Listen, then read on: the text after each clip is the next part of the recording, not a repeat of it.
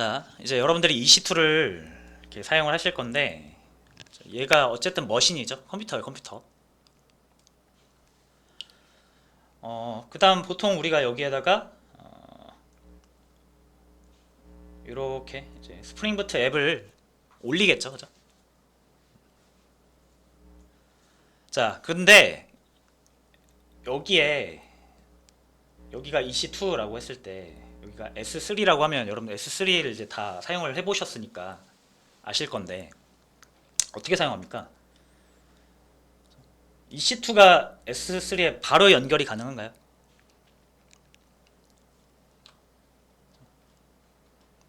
바로 연결이 안 되는 거 아시죠?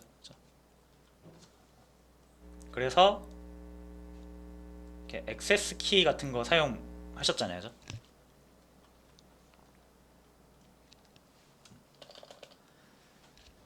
자, 근데 만약에 이제 이 EC2한테 아까 모자가 하나 있었잖아요. 우리 모자. 이게 역할인데 여기서 아까 S3 풀 액세스라는 그 정책 역할이 있었어요. 이거를 얘한테 딱 주면은 이 EC2가 이제 이 S3를 사용하는 데 있어서 제한이 있을까요, 없을까요?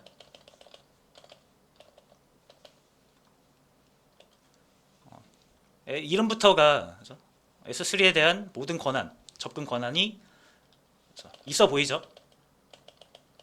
실제로 그래서 이거를 얘한테 딱 부여를 해주면은 얘가 이거 없이도 당연히 접근이 가능합니다. 자, 여기까지 이해되시죠? 자, 그럼 단순히 지금 EC2가 S3를 통해서 다시 EC2를 통해서 S3 접근하는 게 우리가 보통 이제 EC2에 어떻게 접근합니까? SSH 같은 걸로 들어가서 터미널로 접근하잖아요. 그래서 터미널에서 뭐 이제 CLI를 이용해 가지고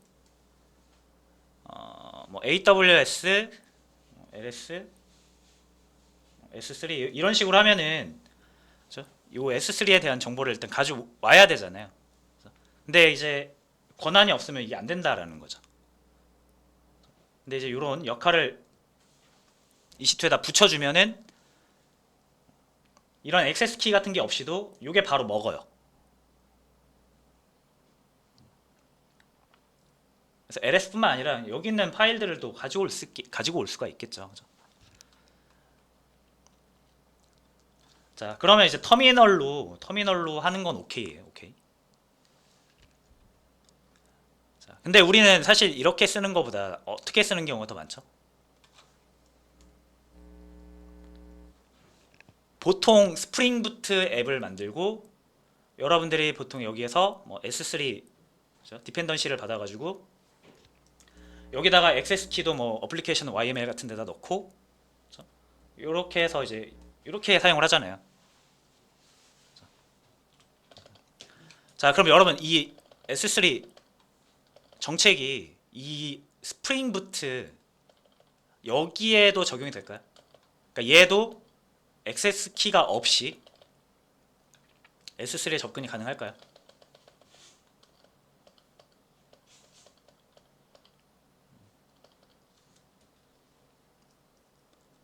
자, 또 애매한 경우가 있어요.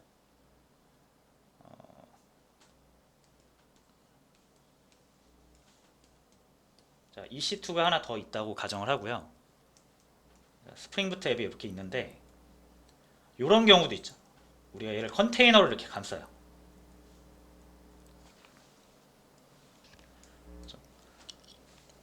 자, 그러면 어쨌든 이제 이 권한이 EC2에다가 지금 우리가 부여를 한 거잖아요. 그래서 EC2에 부여한 거 맞죠? EC2 인스턴스 생성할 때 이렇게 권한을 부여하잖아요. 역할을. 그러니까 지금 스프링부트랑은 아무 상관이 없잖아요. 그러니까 요거를 우리가 좀 이해를 하면 좋다 이거예요. 딱 느낌적으로 봤을 때 우리가 EC2에다가 S3 액세스를 부여를 했을 때 스프링 부트에서 액세스 키가 필요하냐 안 하냐, 또는 컨테이너로 한 번 더 감싸지면 아예 이건 격리된 환경이잖아요. 얘는 이제 호스트 OS랑 통신이 가능하니까 약간 환경 변수 이런 게 영향이 있을 수 있다고 하지만, 이런 경우에는 환경 변수도 아예 영향이 없죠. EC2랑 아예 격리돼 버렸잖아요. 컨테이너랑. 얘네 둘은 서로 다른 세상이죠. 이때 이 SB에다가 S3 액세스 키를 넣어야 하냐, 약간 이런 게 좀 이해하기 애매한 부분들이 있잖아요. 그죠?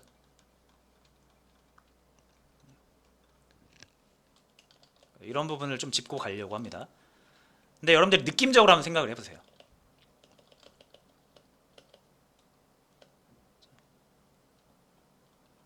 요거 SB, 자, 요 역할을 EC2한테 줬는데 스프링 부트에서 여전히 액세스 키가 필요하다라고 하면은 이거 좀 사용할 이유가 없지 않나요? 뭔가 좀 사용성이 좀 떨어지죠. 그래서 결론적으로 말씀을 먼저 드리면, 당연히 이 SB에서도 액세스 키 필요 없고요. 이 컨테이너 안에서 사용되는 이것도 필요 없습니다. 액세스 키 없이 자유롭게 통신이 가능하고요. 자, 그렇게 가능한 이유는 이제 EC2 차원에서 이 메타 정보를 관리하고 있는 서버가 따로 있거든요.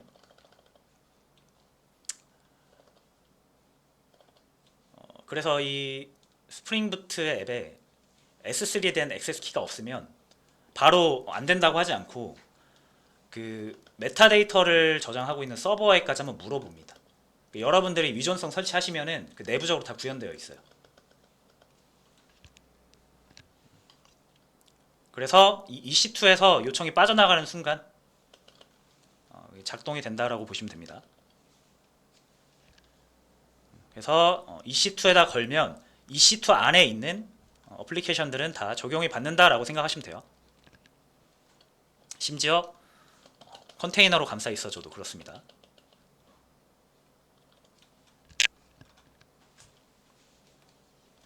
자, 됐죠? 요거는 저희가 바로 추후에 직접 진짜로 요거를 만들어서 한번 해볼 거예요. 액세스 키가 필요한지 필요 없는지는 실습을 통해서 해볼 거고, 어쨌든 지금은 이제 이런 목적으로 액세스 키를 도입을 했다. 자, 그러면은 뭐가 좋아요, 여러분?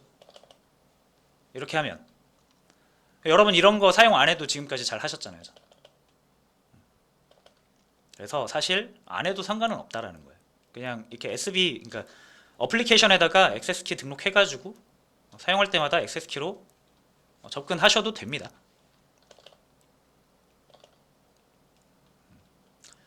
자, 근데 이제 이 역할을 도입을 하면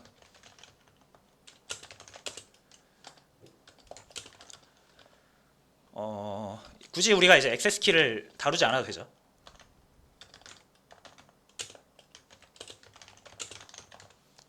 그러니까 액세스 키를 다루다 보면은 얘네가 유출될 수도 있잖아요. 보안 사고의 어떤 잠재적 위험이 있는 거죠. 근데 이렇게 역할 부여하면은 이 EC2, 이 역할을 부여받는 EC2만 시크릿 키, 그러니까 액세스 키 없이 사용 가능한 거예요. 그래서 얘네 둘은 사용 가능합니다. 액세스 키 없이도. 우리가 이 액세스 키를 유출할 일도 없죠. 애초에 안 쓰니까. 그리고 편리하죠. 액세스 키를 우리가 이렇게 접근할 때마다 액세스 키를 우리가 로그인을 해야 되잖아요. 근데 그런 거 없이 바로 접근이 가능하면은 어쨌든 편리한 거죠. 편리한 거. 그래서 보안이랑 편의성 이런 측면 때문에 사용한다라고 보시면 됩니다.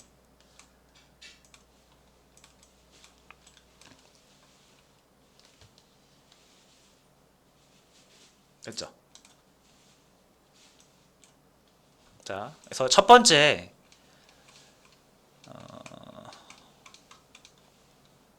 요거 아마존 S3 풀 액세스 정책